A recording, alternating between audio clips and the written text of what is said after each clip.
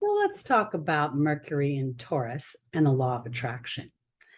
This is an interesting placement because Mercury in Taurus, Taurus is a fixed sign and it's ruled by Venus. And so it's very, very much it's connected to my family history, to my family experience.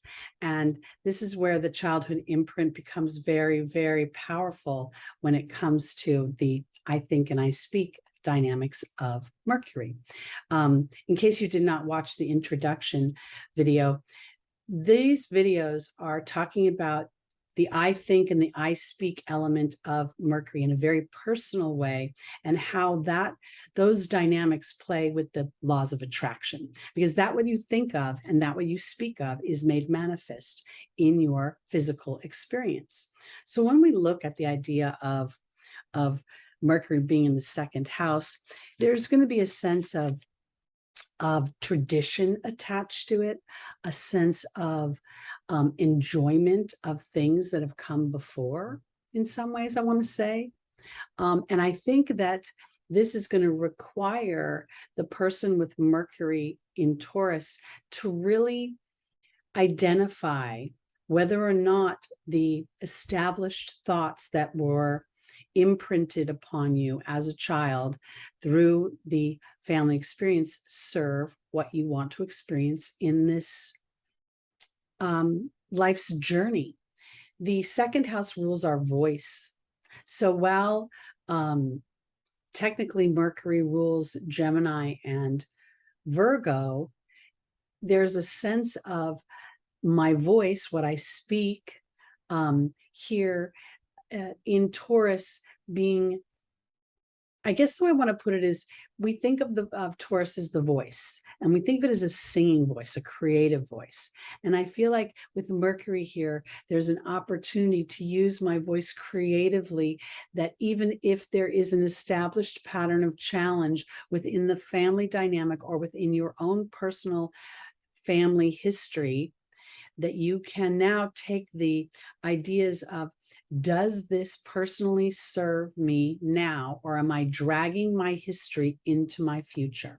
Am I dragging my history into my past? It's not meant to be a judgment, but I have my moon in Taurus, so I know that I can inadvertently be very stubborn emotionally, but it also isn't an opposition to Mercury. And my Mercury is in Scorpio. So there is a push-pull between what I know intuitively and what I know emotionally. And so I feel like we may be seeing a little of that going on here with Mercury in the second house of Taurus, because there's going to be a strong attachment to the things that make you feel comfortable, the things that make you feel secure. And the part of you that wants to manifest and to see your own skills brought out into the world and celebrated will have I think here it's going to take a little bit of spit and polish to really look at whether or not your thought process is as clear and aligned as you want it to be to a future intention. It's funny to me because while Venus is considered a very benevolent planet, I also see her as a little bit cagey and a little bit catty sometimes, because I think she can be jealous. She can look at her own possessions, her own beauty, her own talent, her own, voice, and then compare herself to others. And so I feel like when I'm looking at Mercury in the second house of Taurus, it's important for me to be able to be neutral and identify where inadvertently I may compare myself. And in doing so, I'm actually holding myself to a lesser position, because there really is no comparison. There's enough for everyone, and there's enough abundance, there's enough possessions, there's enough accolades and rewards for everyone. So I think that might be a little bit of a challenge for those that have Mercury in Taurus, because they're going to inadvertently think that their possessions and their talents are going to be the measure of their manifestation. And I think that that's going to be not the measure, but maybe I want to use the word experience, because I think when you can go back and look at what is my thinking process? For me, having a Taurus moon, I understand and take responsibility for a loop that goes on in my mind that comes from my family history. And the loop is love, you gotta go. So whoever shows up in my life will say beautiful, wonderful things about me and then devalue me. That is not all those other people's issue. A lot of that experience comes from the imprint of the established thought. So all I can do now is, rather than try to resist it or try to exterminate it, is just to be able to identify it.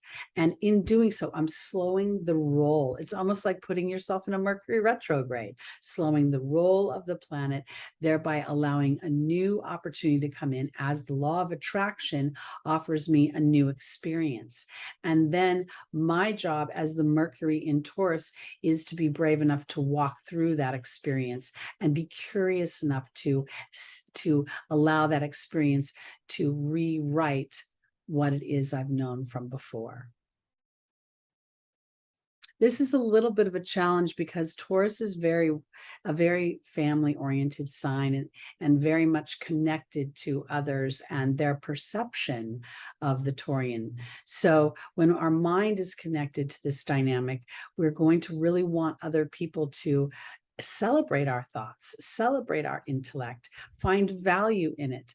But I think that the little bit of the challenge is that the person with Mercury in Taurus gets to see the value for themselves. And the value is not about being perfect at anything. It's allowing for the ebb and the flow of fabulously flawed brings practical perfection.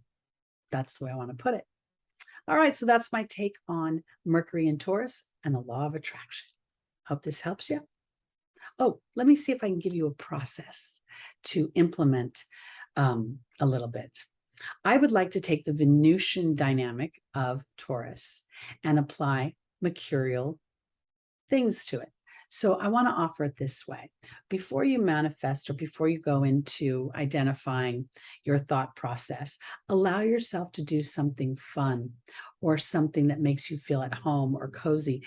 You know, this may even sound funny, but even to go have a good meal, not overly feed yourself so you fall asleep, but to enjoy a good meal, a good beverage, sitting in a comfortable chair and being present in that moment would be a wonderful exercise, implementing all the Taurian Venusian dynamics, and then setting down with maybe a colored marker or a colored pen on a colored piece of paper, and allow yourselves to really identify where I am open to the universe giving me new experiences, so that any thought processes that are blocking my highest and greatest good are now synchronized and incorporated to serve my highest and greatest good.